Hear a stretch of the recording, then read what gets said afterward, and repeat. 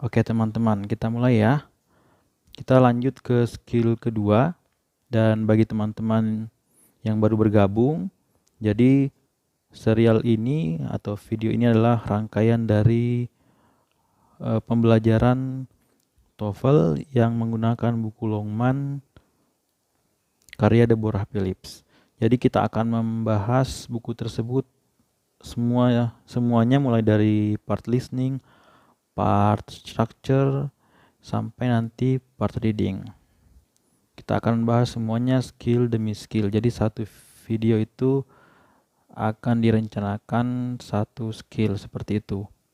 Nah, untuk saat ini kita masuk di structure dulu. Jadi kita dahulukan yang structure-nya dulu, kemudian nanti baru di listening, kemudian di reading, seperti itu. Sehingga buat teman-teman yang tidak ingin ketinggalan, teman-teman harus menekan tombol subscribe-nya dan menyalakan notifikasinya sehingga tidak ketinggalan. Oke, kalau begitu langsung kita mulai saja videonya. Jadi di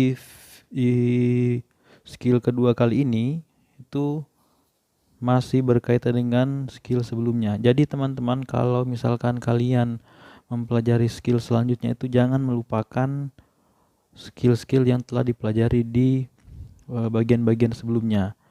Nah, kalau teman-teman lupa dengan yang sebelumnya, jadi di skill pertama kemarin itu membahas mengenai bahwa setiap kalimat itu paling tidak memiliki satu subjek atau satu verb.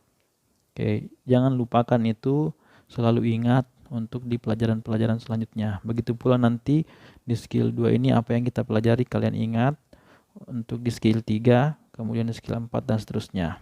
Pokoknya selalu kumpulkan apa yang telah kalian pelajari dan jangan dilupakan, karena pasti akan berurutan seperti itu. Nah, di skill kedua kali ini kita mempelajari tentang be careful of objects of prepositions. Nah, apakah object of preposition itu? Nah, sebelumnya kita harus tahu preposition itu apa. Preposition itu adalah bisa diibaratkan kata depan lah ya. Ada banyak contohnya, teman-teman nanti bisa cari di internet atau di buku. Contohnya itu ada behind, ada before, ada after, ada above, ada in, ada at, ada on, pokoknya yang seperti ini. Nah, terus apa object of preposition? Object of prepositions itu adalah objek yang muncul atau kata yang muncul setelah semua ini. Masih ada sambungannya ya. Nah, objeknya itu bisa berupa pronoun atau kata ganti, bisa berupa verb ing, bisa berupa noun clause, bisa itu pokoknya semuanya yang muncul setelah ini. Contoh ya, kita ambil contoh behind. Behind the door ya bisa. Terus apa? Before Monday ya, Monday. Kemudian above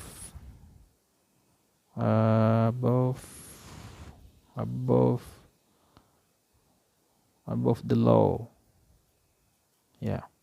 Satu lagi ya,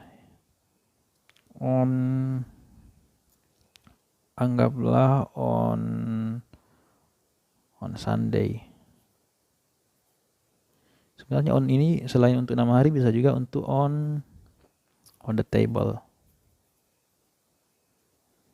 Ya, pokoknya intinya begitu ya. Intinya kata-kata yang setelah ini semuanya adalah object of preposition. Nah, terus mungkin teman-teman ada yang bertanya, kenapa sih ini penting untuk dipelajari? Kan ini sangat mudah, sangat gampang. Maksudnya Ya, ini kan hanya 2 kata, sangat mudah dipelajari dan saya pun bisa memahami artinya. Mungkin kalian berpikir seperti itu.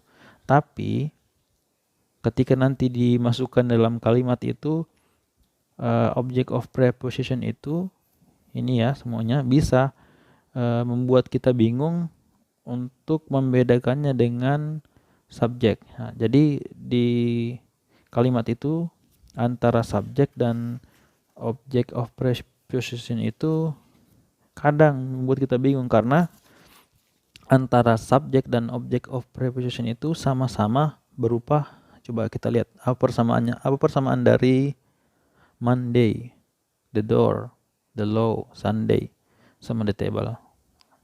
Persamaannya semuanya adalah kata benda. Kata benda juga bisa digunakan di subjek. Nah, karena itu bisa membuat kita bingung. Contohnya seperti ini deh. Contohnya ya, ini hanya contoh dari saya sendiri. Contoh. Behind my house.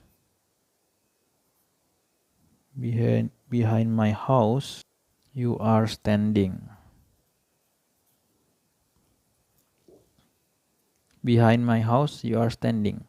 Kalau kita hanya memakai skill pertama, pengetahuan skill pertama kita akan kebingungan. Contoh, behind itu kita anggap kata keterangan. My house, kalau kita pakai ilmu skill pertama, kita pasti menganggapnya ini subjek. Karena my house adalah kata benda. Kemudian you ini subjek. Kemudian are standing itu adalah verbnya. Nah, ketika melihat kalimat ini, kalau kalian masih menggunakan skill yang pertama, kalian tentu akan mengatakan kalimat ini salah karena memiliki 2 subjek. Padahal kalimat ini atau kata my house ini bukanlah subjek ya, bukan subjek, tapi adalah object of preposition. Karena dia bersatu ya. Satu bagian dari behind ini. Sehingga teman-teman harus hati-hati kalau melihat ada preposition di awal kalimat bahwa setelahnya adalah bukan subjek tetapi object of prepositionnya. Jadi itu ya, semoga kalian mengerti. Sebagai latihan seperti video sebelumnya, kita akan membedah 2 kalimat saja sebagai contoh. At the neighborhood flower shop ya. Jadi flower shopnya ini kalau misalkan teman-teman tadi ya belum tahu, pasti akan mengiranya sebagai subjeknya, padahal ini adalah object of prepositionnya ya. Jadi kita lihat ini ciri-cirinya dari at itu prepositionnya. The neighborhood flower shop itu adalah object of prepositionnya. Saya taruh di mana ya? Sini aja lah ya. Saya tulis saja OOP ya. OOP. Kemudian flowers in quantities. Nah, ini baru adalah subjeknya ya. Yang ini flowers. Waduh, kecoret lagi ya. Maaf ya. Nah, flowers in quantities of a dozen or a half dozen itu adalah bagian dari subjeknya, masih sambungannya ya. Dia hanya keterangannya. Jadi dia hanya bilang bunga yang jumlahnya 1 lusin atau setengah lusin. Ya, itulah. Pokoknya intinya adalah bunga. Itulah subjeknya, bunga. Kemudian can be delivered. Nah, can be delivered itu adalah verbnya. Can be delivered for free. For free itu adalah kata keterangan. For free artinya secara gratis. Nah, keterangan, kata komplimen. Sehingga kita lihat kalimat ini, oh ada OOP-nya, ada subjeknya, ada verbnya. Kemudian ada komplimennya, sudah lengkap. Apakah ada yang salah, yang double, atau bagaimana? Tidak ada ya, berarti kalimat ini benar. Oke, sekarang kita lanjut yang kedua. Kita pelan-pelan saja ya. Pelan-pelan. Kita langsung lihat yang pertama ada for. Ya, kita dekatkan saja. For adalah kata preposition ya, for. Berarti kita harus hati-hati nih, setelahnya itu bukan subjek tetapi object of prepositionnya. For the last 3 years. Nah, berarti the last 3 years-nya ini adalah di sini ya, adalah OOP-nya ya. OOP-nya. Jadi selama 3 tahun terakhir at various hospital. At various hospital itu kata keterangan tempat. Jadi di berbagai rumah sakit. In the country juga. Jadi sama keterangan tempat juga. In the country, di suatu negara. Has been practicing medicine. Has been practicing itu adalah verbnya. Kalau dibedah lagi itu adalah verb 3. Verb 3 tambah ing ya. Kemudian medicine. Practicing medicine itu adalah objeknya. Oke. Jadi selama 3 tahun terakhir di rumah sakit di sebuah negara telah mempraktikkan medicine atau ilmu kedokteran. Kita lihat. Kita periksa satu-satu apakah semuanya ada. Oke, yang ada adalah kata keterangan, verb dan objek. Nah, teman-teman pasti tahu. Ingat skill yang pertama, setiap kalimat itu harus minimal ada subjek dan ada verb. Subjeknya tidak ada ya. Subjeknya mana? Subjeknya mana? Untuk kalimat, berarti kalimat ini salah ya. Untuk benarnya bisa ditambahkan subjek di for the last 3 years. Nah, mungkin di sini bisa ditambahkan doctors ya. Doctors atau professors atau apapun ya. Pokoknya yang nanti bisa sesuai artinya atau maknanya dengan kalimat.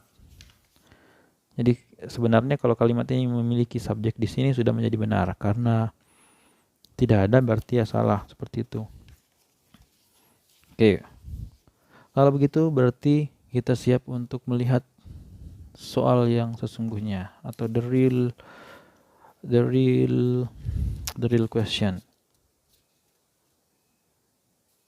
Oke. Soalnya pendek, tapi kita jangan lengah. Jangan sampai kita lengah sehingga bisa salah menjawabnya. With his friend ya.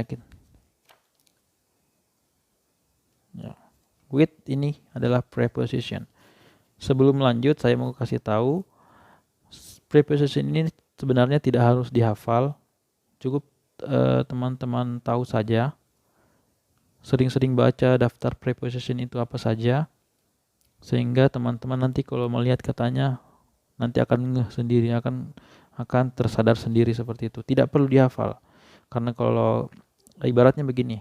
Ibaratnya kalau kita pertama kali bertemu dengan teman-teman sekelas kita yang jumlahnya itu ada 50 bahkan sampai 100 orang, kita kan pasti tidak menghafal namanya satu persatu kan, tetapi kita seiring dengan sering bertemu, kemudian sering melihat wajahnya, sering berinteraksi, pastinya kita akan langsung mengenalnya begitu kita melihatnya. Begitu juga dengan yang preposition ini.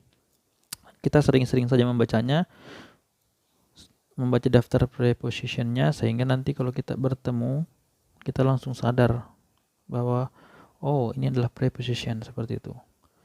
With his friend, berarti his friend ini bukan subjeknya ya. Ingat, ini bukan subjek. Ini yang sering membuat orang terkecoh, hanya karena dia melihat his friend, oh teman adalah kata benda, orang, berarti ini adalah subjek. Seperti itu. Banyak orang yang terkecoh sehingga menyangka ini subjek dan mengira kalimat ini sudah lengkap karena sudah memiliki subjek seperti itu, subjek dan verb seperti itu. Padahal ini bukan. Ini adalah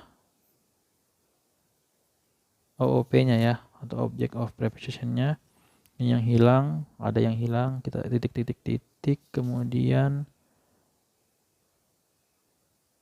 found the movie theater. Found itu jelas ya verb. In movie theater, tempat ya, keterangan tempat. Jadi object of preposition, verb, kata keterangan. Yang tidak ada adalah betul subjeknya, tidak ada. Jadi kita cari saja yang subjek. Jadi kita lakukan sistem eliminasi saja ya. Yang mana yang subjek, yang bukan subjek kita lihat ya. Kalau yang bukan kita coret. Has itu bukan ya. Karena has itu adalah verb. He, oke, boleh. Kemudian later, jelas bukan karena ini adalah kata keterangan. When, bukan karena ini adalah kata penghubung. Ya, hanya dengan sekali eliminasi kita sudah mendapatkan jawabannya, yaitu adalah he. Sehingga kata lengkapnya adalah, kalimat lengkapnya adalah with his friend he found the movie theater. Nah, kalau kita tidak mengetahui tentang object of preposition ini, kita akan mengira ini adalah subjek, ini adalah. Nah, kalau kita sudah lihat subjek, kita menemukan verb, wah kita akan menganggap wah kalimat ini sudah lengkap nih, sudah ada subjeknya, sudah ada verbnya. Jadi yang ada apa? Nah, sehingga kita akan mengabaikan ini, yang merupakan jawaban yang benar. Mungkin kamu akan memilih later, with his friend later found the movie theater. Nah, menurut kamu mungkin akan masuk akal karena begini, misalkan dengan temannya kemudian menemukan movie theater, wah masuk akal, tapi sebenarnya tidak ya, salah karena ini bukan subjeknya, ini adalah object of prepositionnya, sehingga subjeknya belum ada, seperti itu. Itulah dia mengapa skill kedua ini penting untuk memberikan kita pemahaman bahwa yang seperti ini itu sangat membahayakan dan harus diperhatikan, seperti itu. Baik teman-teman, sekian video untuk kali ini. Semoga dapat bermanfaat untuk teman-teman semuanya. Dan saya mohon maaf apabila penjelasannya itu berbelit-belit atau mungkin terlalu lambat atau mungkin yang lain-lain. Tapi intinya silakan sampaikan saja masukan kalian kepada saya. Nanti saya akan baca dan saya akan pertimbangkan untuk perbaikan yang lebih baik lagi. Terima kasih dan sampai jumpa.